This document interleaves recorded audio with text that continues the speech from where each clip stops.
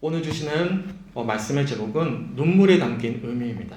눈물이 담긴 의미라는 제목으로 오늘 이 시간 누가복음 19장 41절부터 48절까지의 말씀을 가지고 함께 은혜를 나누도록 하겠습니다. 우리가 한 주 동안 누가복음 19장 후반절 말씀을 함께 묵상하고 이제 함께 기도하기로 그렇게 결단하고 왔는데요. 저 역시도 한 주 동안 이 본문의 말씀을 묵상하면서 마음에 깊이 와닿았던 표현이 한 구절이 있었습니다. 그게 본문 41절 말씀이었는데, 말씀을 시작하면서 우리 본문 41절 말씀을 함께 읽어보면서 시작하도록 하겠습니다. 우리 41절 함께 읽어볼게요. 시작. 가까이 오사 성을 보시고 우시며. 예수님이 성을 보시고 우셨다라는 표현이 한 주 동안 제 마음에 깊이 와닿았습니다.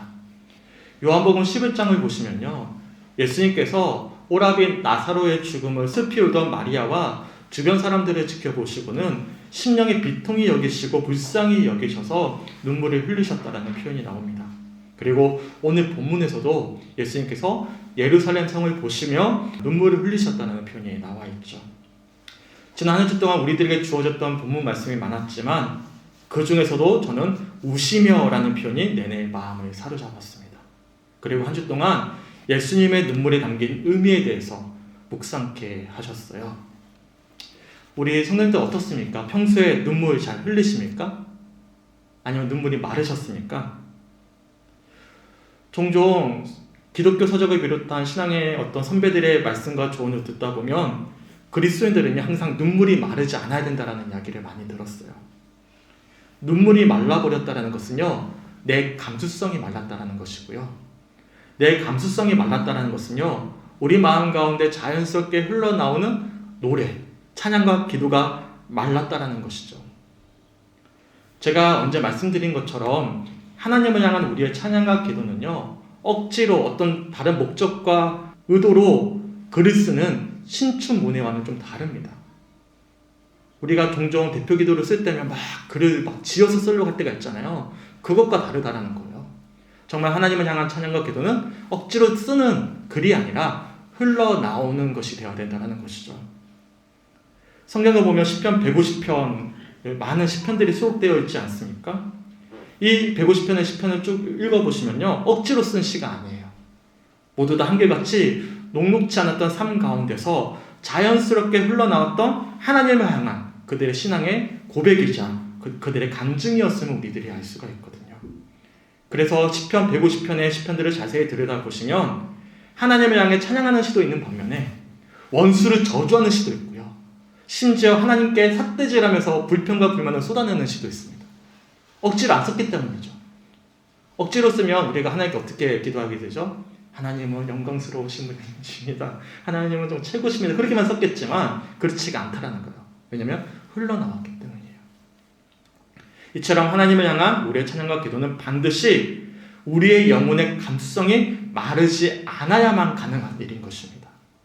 그리고 이러한 감수성이 여전히 마르지 않았다라는 확실한 증거는 우리 영혼의 눈물이 마르지 않은 거예요. 내 영혼의 눈물이 말랐다면 우리 감수성이 마른 것이고요. 더 나아가 주님을 향한 마음까지도 말라가고 있음을 우리들이 돌아봐야 된다는 것입니다. 어떻습니까? 우리 성도님들의 영혼에는 여전히 눈물이 흐르고 계십니까? 내 마음에 눈물이 있어요? 그렇다면 오늘 본문에 기록된 예수님의 눈물이 담긴 의미는 무엇이겠습니까? 우선 같은 눈물이더라도 눈물을 흘리는 이유는 다양할 수가 있어요. 예를 들어서 눈물에는 크게 세 가지 눈물이 있다고 합니다. 첫 번째는 기본 눈물이고, 두 번째는 반사 눈물이고, 세 번째는 감정 눈물이에요. 기본 눈물은 말 그대로 평소에 안구를 촉촉하게 유지하기 위해서 각막을 유지하기 위한 눈물입니다. 눈물 깜빡깜빡할 때마다 5초에 한 번씩 눈물이 흐르는데 이 눈물이 우리의 눈의 수정체를 촉촉하게 보호해주고 있다는 것이죠. 그리고 반사 눈물은요, 외부로부터 자극을 받게 되면 어떻게 되죠? 눈을 깜빡하게 되잖아요. 특히나 이물질이 들어가면 눈물이 나오면서 이물질을 빼내버립니다.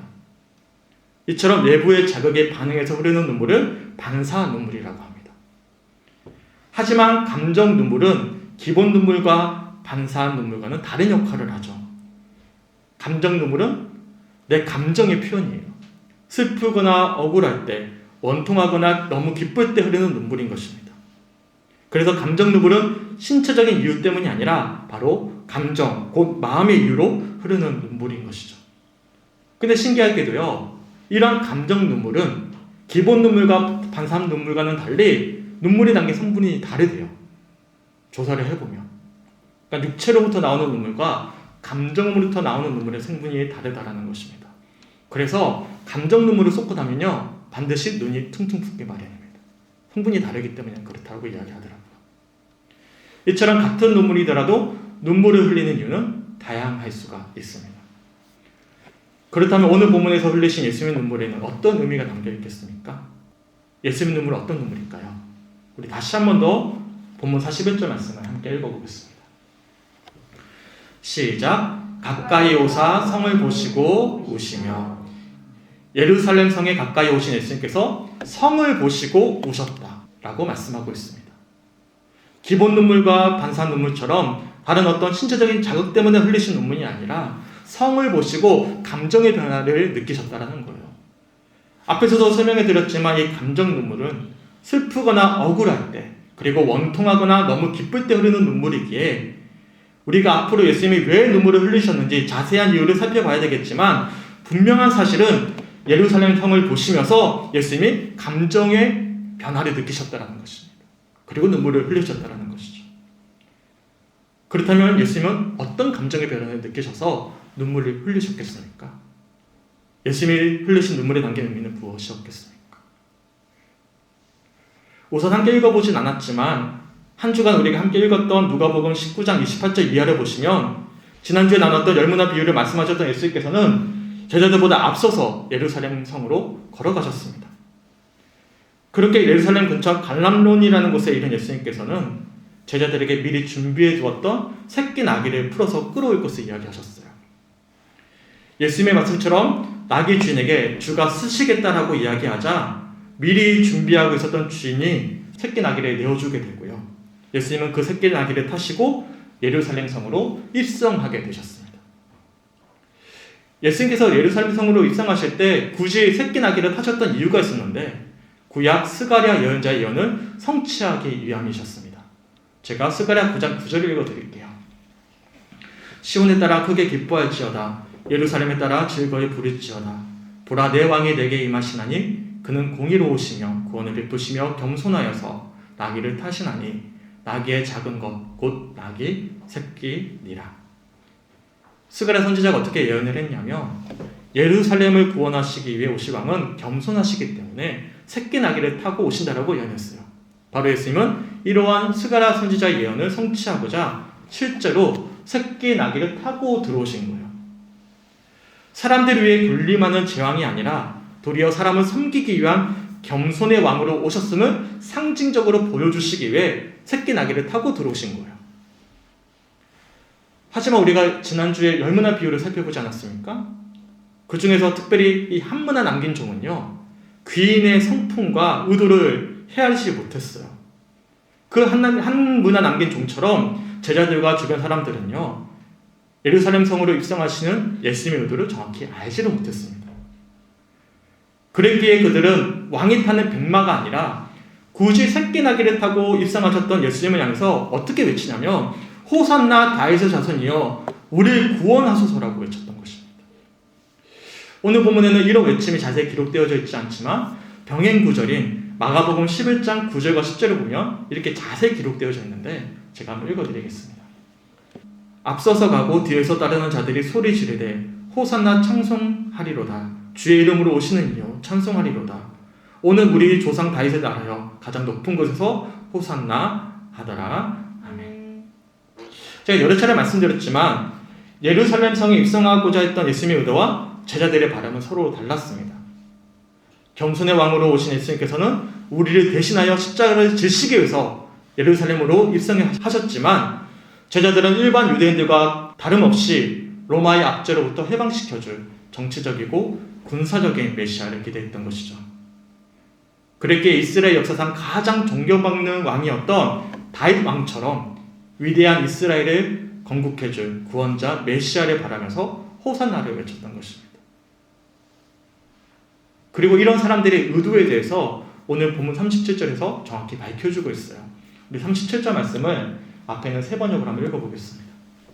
시작. 예수께서 어느덧 올리브산의 내리막길에 이르셨을 때 제자의 온 무리가 기뻐하며 제자들이 본 모든 기적을 두고 큰 소리로 하나님을 찬양하면서 말하였다. 아멘. 예수님의 예루살렘성 입성을 그토록 환영했던 배경에 있어서 뭐라고 말씀하냐면 자기들이 본 모든 기적을 두었기 때문이다라고 말씀하고 있어요. 달리편에서 굳이 새끼 나귀를 타시고 입성하셨던 예수님의 의도를 확인하는 것보다는 기적을 목격한 대로 또 다른 기적을 바라는 마음으로 그들이 호산나를 외쳤음을 우리들이 알 수가 있는 것이죠. 귀인의 의도와 사람들은 전혀 알지 못했던 한 문화 남긴 종처럼 그들이 생각한 대로 예수님을 생각한 모습이었음을 우리들이 살펴볼 수가 있어요. 더군다나 이어지는 본문 39절과 40절을 보시면 이렇게 말씀을 합니다. 39절과 40절 말씀 함께 읽어보겠습니다. 시작. 무리 중 어떤 바리새인들이 말하되 선생이여 당신의 제자들을 책망하소서 하거든 대답하여 이르시되 내가 너희에게 말하노니 만일 이 사람들이 침묵하면 돌들이 소리 지르리라 하시니라. 아멘. 당시의 지도자들이었던 바리새인들은 한술 더 떠는 반응을 보이게 됩니다. 분명히 제자들은 예수님의 의도를 알지 못한 채 호산나를 외쳤거든요. 근데 그런 제자들을 보면서 도리어 그 제자들을 책망할 것을 이야기합니다. 이런 말씀이에요. 과거에 인길리에 방영되었던 가족 오락관을 기억하십니까? 최근에 이제 가족 오락관을 오랫동안 진행하였던 허참 씨가 간암 때문에 별세를 하셨는데요. 이 오락관에 제가 기억나는 코너가 하나 있어요. 고요 속의 외침이라는 코너가 있습니다. 아십니까? 시끄러운 음악이 흘러나오는데 헤드셋을 쓰고 서로 입술만 보고 말을 이어가다 보니까 제대로 알아듣지 못했는데도 엉뚱한 말을 또 엉뚱하게 전하는 모습을 보면서 박장대소 했던 기억이 있죠. 이처럼 새끼 나귀를 타고 오신 예수님의 의도를 전혀 헤아리지 못했던 제자들을 경계했던 바리새인들의 모습이 그런 거예요. 저는 생뚱한 맞은 제자들의 잘못된 의도를 보고 또한 바리새인들이 또 불평을 쏟아내는 틀린 이야기를 또 틀리게 이야기하고 있는 모습이 이어지고 있다는 것입니다. 이뿐만이 아니었어요. 본문 45절 이하에 이어지는 성전에서의 사건도 마찬가지였습니다. 성전에 들어가신 예수님께서는 다들 아시다시피 성전에서 장사하는 사람들을 내쫓으시면서 강도의 소굴로 변해버린 성전을 정화시키셨어요. 오늘 본문 45절과 46절을 함께 읽어보겠습니다. 시작. 성전에 들어가사 장사하는 자들을 내쫓으시며 그들에게 이르시되 기록된 바 내 집은 기도하는 집이 되리라 하였거늘 너희는 강도의 소굴을 만들었도다 하시니라. 아멘. 성전은 기도하는 집이거든요. 기도가 뭐죠? 하나님과 교제하는 시간입니다. 하나님의 뜻을 헤아리고 고백하는 시간이지 않습니까? 그런데 그런 기도하는 집이 되어야 될 성전이 그만 강도의 소굴이 되어버렸다. 하나님의 뜻과 전혀 다른 곳이 되어버렸다. 하나님의 뜻을 헤아리지 못하고 있다라고 말씀하신 거예요. 귀인의 뜻을 헤아리지 못했던 한 문화 남긴 종처럼 그리고 새끼 나귀를 타시고 예루살렘 성에 입성하시는 예수님의 의도를 전혀 헤아리지 못했던 제자들과 더 나아가 그런 제자들을 경계했던 바리새인들처럼 하나님의 뜻을 헤아리면서 기도해야 될 하나님의 성전이 그만 각자의 욕망을 채우고자 하는 강도의 소굴로 변해버렸음을 말씀하고 있는 것입니다. 이처럼 오늘 본문에 등장하는 말씀들은 하나같이 예수님의 마음을 전혀 헤아리지 못하는 장면들만 이어집니다. 제자들도 바리새인들도 그리고 성전의 종교 지도자들도 다들 예수님의 마음을 헤아리지 못하는 장면들이 이어지죠. 그리고 그런 모습을 지켜보시던 예수님께서 눈물을 보이신 것입니다. 다시 한 번 더 본문 41절 말씀을 함께 읽어보겠습니다. 시작. 가까이 오사 성을 보시고 우시며. 그렇다면 그런 모습들, 전혀 예수님의 마음을 헤아리지 못하는 제자들과 또한 그런 제자들을 가지고 또 잘못되게 비판하고 있는 바리새인들과 더 나아가 종교 지도자들, 그런 모든 이들을 보시면서 흘리신 이 예수님의 눈물에 담긴 의미는 무엇이겠습니까? 예수님은 어떤 이유로 눈물을 흘리셨겠습니까? 우선 예수님이 어떤 의미로 눈물을 흘리셨는지, 그 예수님의 눈물에 담긴 의미가 무엇인지 곰곰이 개인적으로 묵상해 보셨으면 좋겠어요. 제가 존경받는 화가이자 시인이었던 윌리엄 블레이크가 쓴 다른 이의 불행을 알 수 있을까라는 시에서 이 시인이 주님의 눈물에 담긴 의미를 이렇게 노래를 하거든요. 제가 먼저 시 한번 읽어드릴게요. 그리고 개인적으로 한번 묵상해 보셨으면 좋겠습니다. 다른 이의 불행을 보고도 슬퍼하지 않을 수 있을까? 다른 이의 슬픔을 보고도 그의 구원을 생각하지 않을 수 있을까? 흐르는 눈물을 보고도 슬픔을 나누고 싶은 마음이 생기지 않을 수 있을까? 아버지가 우는 자녀를 보고도 슬퍼하지 않을 수 있을까? 어머니가 두려움에 빠진 아이의 울음소리를 마냥 앉아서 듣고만 있을 수 있을까? 아니다, 아니다. 결코 그럴 수 없다. 분명히 말하는데 결코 그럴 수 없다. 모든 일에 웃을 수 있는 사람이 작은 굴뚝새의 슬픈 울음소리를 듣고 둥지 옆에 가만히 앉아서 동정심을 갖지 않을 수 있을까? 어린아이의 두려움 가득한 흐느낌을 듣고 요람 옆에 앉아서 함께 울지 않을 수 있을까? 우리의 눈물을 닦아주기 위해 밤낮을 함께하지 않을 수 있을까? 아니다. 결코 그럴 수 없다. 분명히 말하는데 결코 그럴 수 없다. 그는 모두에게 자신의 기쁨을 준다. 그는 작은 어린아이가 된다. 그는 두려움에 빠진 사내가 된다. 그도 역시 슬픔을 느낀다. 그가 한숨을 쉴 수 없을 거라고 생각한다면 그대의 창조자는 그대 곁에 머물지 않으리라. 그가 울지 않을 거라고 생각한다면 그대의 창조자는 그대와 함께하지 않으리라. 그는 우리에게 자신의 기쁨을 주고 우리의 슬픔을 없애주리라. 우리의 슬픔이 모두 사라질 때까지 그는 우리 곁에 앉아 애곡하리라. 잠시 묵상해 보았으면 좋겠습니다. 과연 오늘 본문 속 예수님의 눈물에 담긴 의미가 무엇일까? 왜 예수님이 전혀 자신의 의도를 헤아리지 못했던 제자들과 바리새인들과 신앙인들을 바라보시면서 왜 눈물을 흘리셨을까? 그 주님의 눈물에 담긴 의미를 잠시 묵상해 보았으면 좋겠습니다. 잠깐 묵상하며 나가도록 하겠습니다.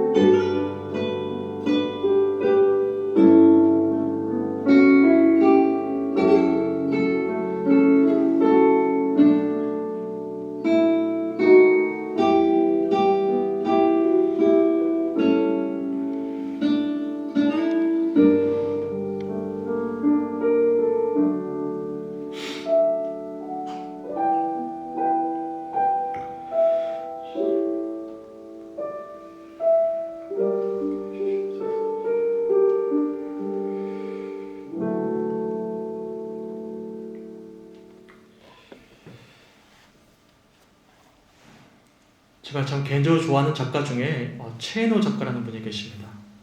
이분이 쓰셨던 유고집 중에 눈물이라는 책이 있는데요. 이 눈물이라는 책에서 이 눈물에 담긴 신앙의 고백을 그가 이렇게 남겼습니다. 잠깐 소개해드릴게요. 인간은 영혼의 아픔 없이는 눈물을 흘리지 않습니다. 눈물을 동반하지 않는 울음은 그저 슬픔일 것입니다. 그것은 고통을 나타내 보이는 몸짓이며 자신의 처지를 하소연해 보이는 투정이며 자신의 존재를 알리려는 하나의 신호일 뿐입니다. 인간이 위대한 것은 자기 자신의 영혼의 상처 때문만이 아니라 타인의 고통에도 슬퍼하고 눈물을 흘릴 줄 아는 자비심 때문입니다. 저는 이번 주 내내 개인적으로 눈물을 흘릴 일들이 참 많이 있었어요. 우선 월요일이었죠. 주 초에 제가 다른 지역에서 사역할 때 관계를 맺고 있었던 한 집사님으로부터 연락이 왔습니다. 이분은 종종 힘들 때마다 제게 연락을 주셔요. 너무 감사해요. 또 목회자에게 제 힘이 될 때는 아무리 어려운 일들이라도 기도를 부탁해 주시는 전화를 받으면 되게 힘이 나거든요. 그냥 시시때때로 힘들 때마다 연락을 주시는데 한 달 전에 이런 기도의 제목을 주셨습니다. 아내랑 아이가 캐나다에 살고 있는데 그만 아내가 코로나에 걸려서 중환자실에 들어가서 사경을 헤매고 있다는 기도의 제목을 주셨어요. 한 달 동안 못 나왔거든요. 그래서 저도 그랬고 그 집사님도 그랬고 사실은 거의 반포기 상태였습니다. 근데 이번 주 월요일 좀 연락 오셔가지고는 너무 감사하다고, 기적적으로 회복이 되어서 태어나게 되었다라고 이렇게 연락을 주셨거든요. 근데 제가 그것도 너무 감사한데요, 제 마음을 울린 고백이 있었어요. 이 집사님이 그렇게 소식을 전해주고는 울면서 이런 이야기를 해주었습니다. 목사님, 전 지금까지 코로나가 이렇게 확산하여도 별스럽지 않게 생각했었어요. 수많은 사람이 생명을 잃고 고통 가운데 있는데도 나와는 상관없는 일이라고만 생각했어요. 그런데 생사를 오갔던 애들 엄마를 보면서 얼마나 제 마음이 완악했는지를 돌아보았어요. 이제야 보이는 것 같아요. 그동안 공감하지 못했다는 거예요. 아, 사람들이 아프구나, 확산됐구나, 그렇게만 생각했는데 막상 사랑하는 아내가 죽었다가 살아나니까 이게 얼마나 슬픈 일인지, 얼마나 수많은 사람들이 아파하고 있는지가 실제로 마음 가운데 깊이 와닿으면서 지난날에 공감 없었던 자신의 완악함을 고백함의 모습에 제가 눈물이 났어요. 왜냐하면 저도 그랬거든요. 실제로 내가 걸린 적은 없으니까. 한 달이 건너 이야기니까. 예배 시간마다 입에 발린 것처럼 코로나로 인해 어려움 겪고 있는 이들을 위해 기도했지만 사실 집사님과 다름없었던 제 모습을 돌아보면서 눈물을 흘릴 수밖에 없었습니다. 이뿐만이 아니었어요. 다들 아시다시피 현재 우크라이나와 러시아의 전쟁이 일어났습니다. 워낙 언론에서 집중 보도하다 보니까 관심은 가지긴 했지만 깊이 마음을 두진 않았습니다. 아, 큰일 났구나, 전쟁이 났구나, 그 정도였죠. 그런데 우연한 기회에 한국 외대에서 우크라이나어를 가르치고 계시는 한 교수님의 인터뷰를 듣게 되었어요. 그 인터뷰를 들으면서 무관심했던 제 모습을 돌아보며 눈물을 흘렸습니다. 몰랐어요. 우크라이나하고 러시아는 같은 나라인 줄 알았습니다. 근데 우리나라하고 일본하고 비슷한 관계더라고요. 아예 민족이 달라요. 우크라이나의 민족이 따로 있고 러시아 민족이 따로 있고 오랫동안 우크라이나 사람들이 소련의 지배를 많이 받고 있었더라고요. 몰랐어요, 그 관계를. 알고 나니까 실제적인 문제잖아요. 왜냐면 우리나라도 일본의 지배를 받았으니까. 그들이 왜 목숨 걸고 싸우는지 알겠더라고요. 더 나아가서 어린 아이들이 아빠와 헤어지면 우는 모습, 그 펑펑 우는 모습을 보면서 너무 부끄럽더라고요. 어떤 이슈로만 들었던, 먼 나라 이야기만 들었던, 그래서 더 간절히 기도하지 못했던 제 모습이 너무나 부끄러웠습니다.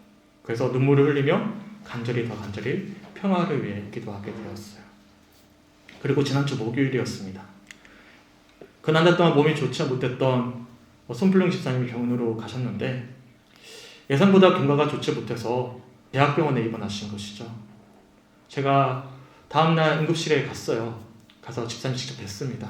뵙고 오랫동안 이야기를 듣고 나누고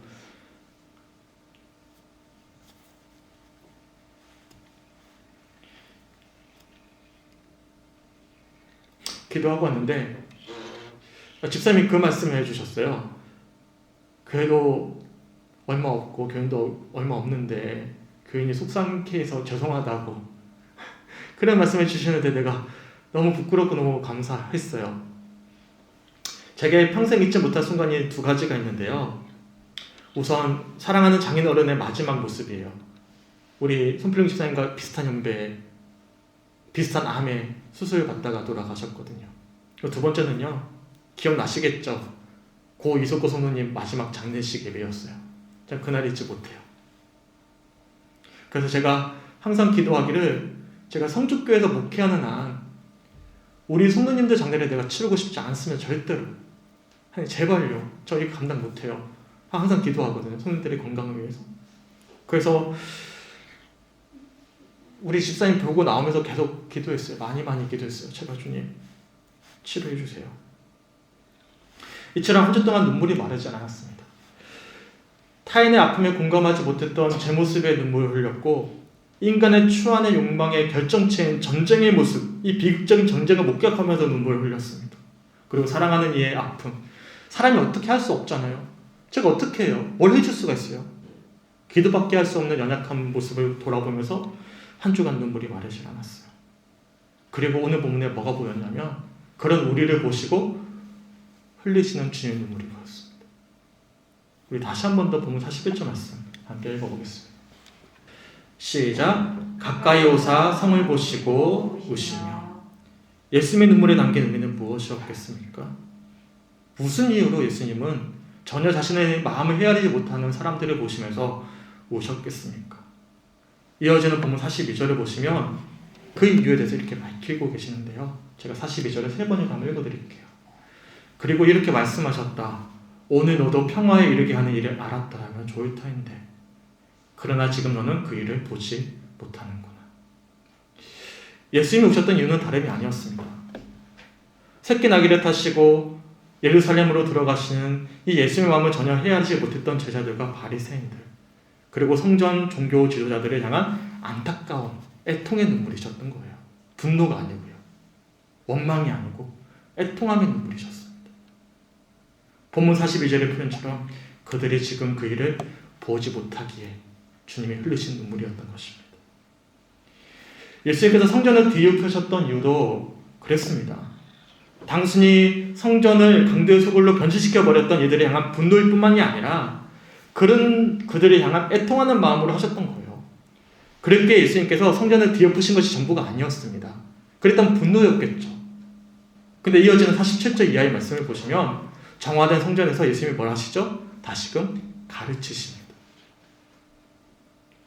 그리고 결정적으로 예수님은요, 자신의 뜻을 헤아리지 못했던 제자들과 바리새인들, 성전의 종교 지도자들, 그리고 우리 모두를 대신해서 십자가를 지셨던 것입니다. 로마서 5장 8절 말씀 제가 읽어드릴게요. 우리가 아직 죄인 되었을 때 그리스도께서 우리를 위하여 죽으심으로 하나님께서 우리에 대한 자기의 사랑을 확증하셨느니라. 다시 한 번 더 본문 41절 말씀을 함께 읽어보겠습니다. 시작. 가까이 오사 성을 보시고 우시며. 예수님의 눈물에 담긴 그 의미가 마음에 와닿으십니까? 그런 주님의 뜻을 헤아리지 못한 채로 허덕이며 살아가는 우리를 바라보시는 그 주님의 눈물을 확인할 수 있는 이 시간이 되시길 주님의 이름으로 간절히 축원합니다. 그리고 우리의 마음을 모아 주를 바랄 수 있는 한 주간의 삶이 되시길 주님의 이름으로 간절히 축원합니다.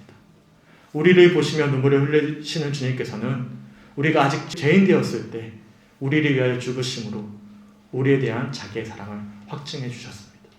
바로 오늘 본문에 담긴 눈물의 의미, 사랑에 대한 확증인 것이죠. 그 주님이 우리를 보시며 이 시간 눈물 흘리고 계십니다. 이 시간 그 주님의 눈물을 바라며 함께 우리의 마음을 드리며 고백했으면 좋겠어요. 제가 악보 넣어드렸거든요. 주님 내 마음과 주 바라봅니다 라는 찬양인데요. 이 찬양을 가지고 이 시간 우리의 마음을 모아 주님을 바라볼 수 있었으면 좋겠습니다. 그리고 이 시간 우리를 바라보시며 눈물 흘리고 계시는 그 주님의 마음을 확인했으면 좋겠어요. 함께 찬양합니다. 주님 내 마음 모아 주 바라봅니다. 눈 떠 주 보게 하소서. 오 주님 내가 주께 가오니 말씀하시고 새롭게 하소서.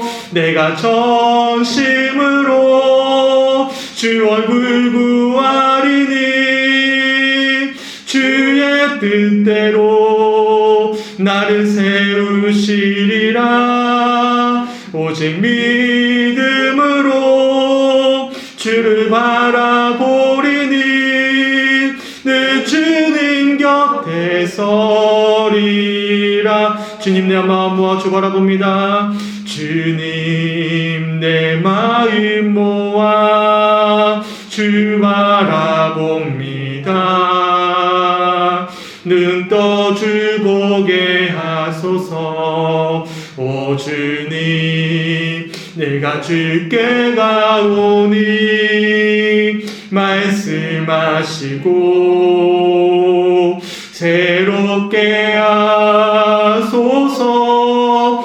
내가 전심으로 주 얼굴 구하리니 주의 뜻대로 나를 세우시리라.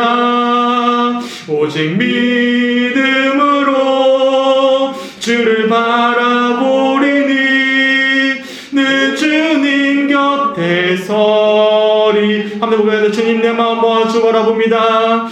주님 내 마음 모아 주 바라봅니다. 눈 떠 주 보게 하소서. 오 주님, 내가 주께 가오니 말씀하시고 새롭게 하소서. 내가 전심으로 주 얼굴 구하리니 주의 뜻대로 나를 세우시리라. 오직 믿음으로 주를 바라보리니 늘 주님 곁에 서리. 내가 전심으로 주 얼굴 구하리니 내가 전심으로 주 얼굴 구하리니 주의 뜻대로 나를 세우시리라. 오직 믿음으로 주를 바라보리니 늘 주님 곁에 서리라.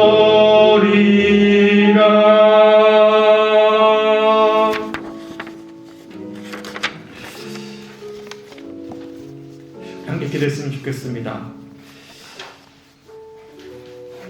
한 주 동안 참 마음이 너무 많이 아파서 눈물을 많이 흘렸지만 감사한 것은 오늘 말씀을 통해서 나 홀로 눈물 흘리고 있지 않음을 확인케 해주셨어요. 사람들의 마음에 공감하지 못하고 추악한 전쟁을 보면서 어련하게 넘어갔던, 그리고 어찌할 수 없어서 너무나 안타까워해서 눈물 흘리고 있었던 이 제 모습을 보시고 함께 눈물 흘리고 계시는 그 주님의 마음을 확인하면서 그 주님의 사랑을 다시 한 번 더 붙잡게 되는 그런 시간들을 한 주간 가질 수가 있었습니다. 우리 사랑하는 성도들에게도 동일한 아버지의 마음이 이렇게 간절히 소망해요. 제가 자세한 내용들은 알 수는 없지만 여러 자녀의 문제, 직장의 문제, 관계의 문제, 물질의 문제, 건강의 문제, 각자 우리의 삶 가운데서 눈물 흘리고 있는 모습을 우리 주님께서 보고 계십니다. 그리고 더 나아가 힘들고 어려울 때 주님의 마음을 가져야 되는데 그 주님을 바라보지 못한 채로 스스로 어떻게 할 수 없어서 허덕이고 있는 그런 우리를 보시면서 우리 주님이 시간 함께 애통해하고 계십니다. 이 시간 우리를 바라보시고 눈물로 초청하고 계시는 그 사랑 아래 나아갈 수 있게 간절히 소망합니다. 그 십자가를 붙잡을 수 있게 간절히 소망합니다. 그리고 우리를 구원케 하실 그 주님을 소망했으면 좋겠습니다. 오늘 주셨던 말씀을 가지고 함께 묵상하며 기도하도록 하겠습니다. 함께 기도합니다.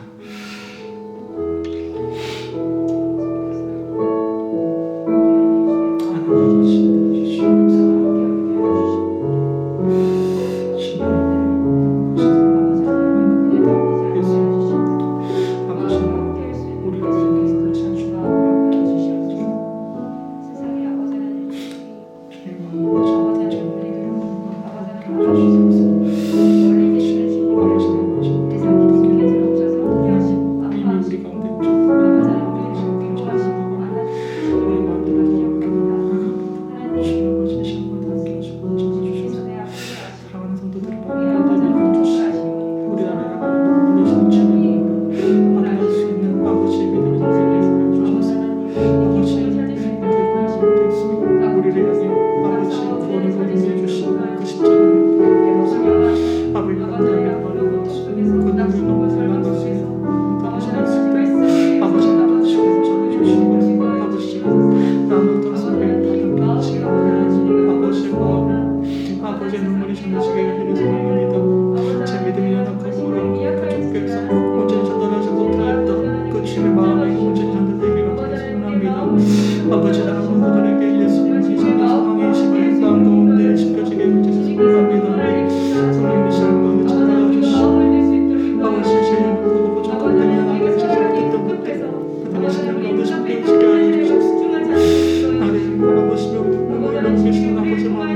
하나님 아버지 사랑하는 모든 분들을 힘낼 수 있도록 아버지 함께 하시고 붙잡아주시고 아버지 인도하여 주시고 아버지 도와주시고 우리 한 번 더 기도했으면 좋겠는데요. 이번에는 좀 큰 소리로 우리 주여 한번 크게 외치고 주여 3번 외치고 함께 기도했으면 좋겠는데 우리 시간 병원에 입원해 계시는 우리 손필용 집사님 위해서 기도해 주셨으면 좋겠습니다. 며칠 동안 계속해서 금식하고 계세요. 염증 수치가 사라지고 온전히 확인이 돼야 수술을 하든 그 이후의 과정이 이어질 수 있는데 우선은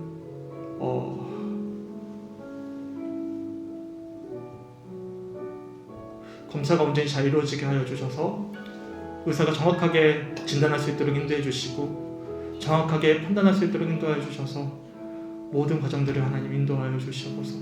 그리고 수술을 해야 된다면 주님께서 그 영혼, 그 몸을 붙잡아 주셔서 암덩어리가 온전히 제거될 수 있도록 인도하여 주시옵소서.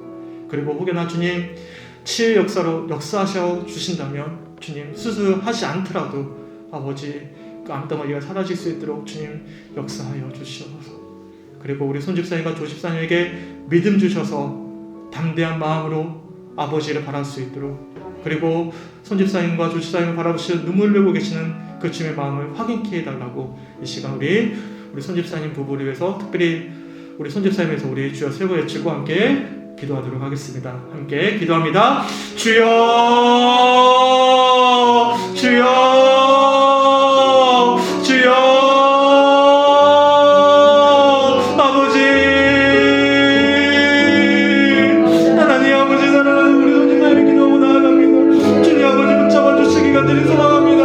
아버지 인간의 힘으로는 할 수 없지만 우리 힘으로 병만을 다스릴 수 없지만 아버지 생사하고 죽어나가고 계신 우리 주님께서는 하실 수 있음을 고백하며 나아갑니다. 주여 아버지 시간 가운데 우리 기도 응답하여 주시고 아버지 정말로 주님 기도 역사하여 주셔서 아버지 정말로 비록 지금은 너무나 아픈 가운데 있지만 아버지 은총 가운데 우리 취하시고 내가 일어날 수 있도록 아버지 역사하시고 은혜해 주시기 간절히 소망합니다. 주여 아버지 그 영혼을 지켜 맡겨드리오니 아버지 주님께서 그 영혼 가운데 임자여 주시고 하나님께서 친히 안수하여 주셔서 아버지 그 중에 있는 모든 암덩어리가 아버지께 은혜 가운데 사라지게 하여 주시고 아버지 주 한번 은혜가 있게 하여 주시기 간절히 소망합니다. 아버지 정말로 우리 아버지 정말로 의사에게 지원을 주시며 온전하게 정확하게 판단할 수 있는 지원을 주시며 아버지 정말 세상에 있는 모든 암덩어리를 정확하게 판단할 수 있도록 인도하여 주시고 아버지 정말로 온전하게 진단할 수 있도록 아버지께 온전히 맡겨드림을 아버지 고백하며 나아갑니다. 아버지 인도하여 주시고 붙잡아 주시옵소서. 또 나아가다면 수술하게 된다면 아버지 정말 그게 집도할 수 있도록 인도하여 주시고 아버지 모든 암덩어리 정확하게 제거되어서 아버지 세상에 놓고 아버지 영광을 회복하며 하나님께 영광을 드릴 수 있도록 아버지 인도하여 주시기 간절히 소망합니다. 이 모든 아버지 과정들을 주께 맡겨드리오니 주님께서 친히 주관하여 주시고 붙잡아 주셔서 아버지 정말로 모든 것들을 아버지 하나님께 인도해 주시는 주님을 바라보면서 아버지 이 시간들이 담대하게 나갈 수 있는 우리 손주의 신앙과 주시다니 가능할 수 있도록 아버지 인도하여 주시고 함께하여 주시옵소서. 특별히 시간들을 끄떨리는 마음 누워 계시는 우리 손집사님 아버지 우리 또한 시사를 못한 채로 누워 계시는 손주에게 힘주시기 간절히 소망합니다. 우리 주님께서 친히 찾아와 주시고 위로하여 주시고 그 마음 가운데 주님의 마음을 주시기 간절히 소망합니다.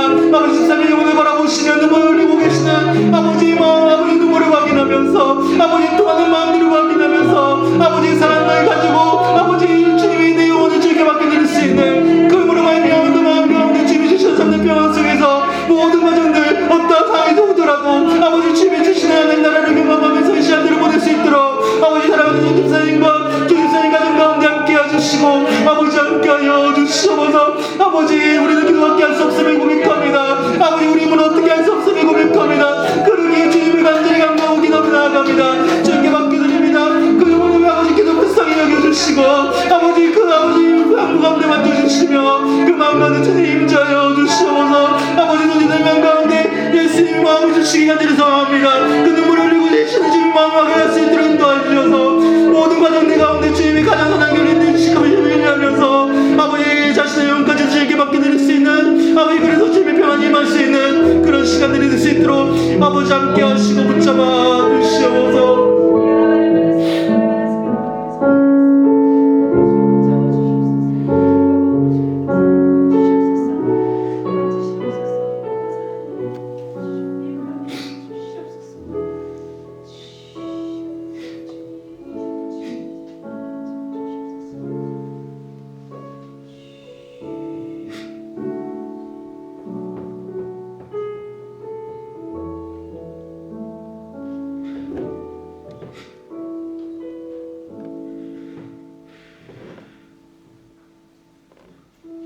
사랑하는 이의 아픔을 볼 때면 주님, 우리 마음 가운데 눈물이 흐를 수밖에 없음을 고백합니다.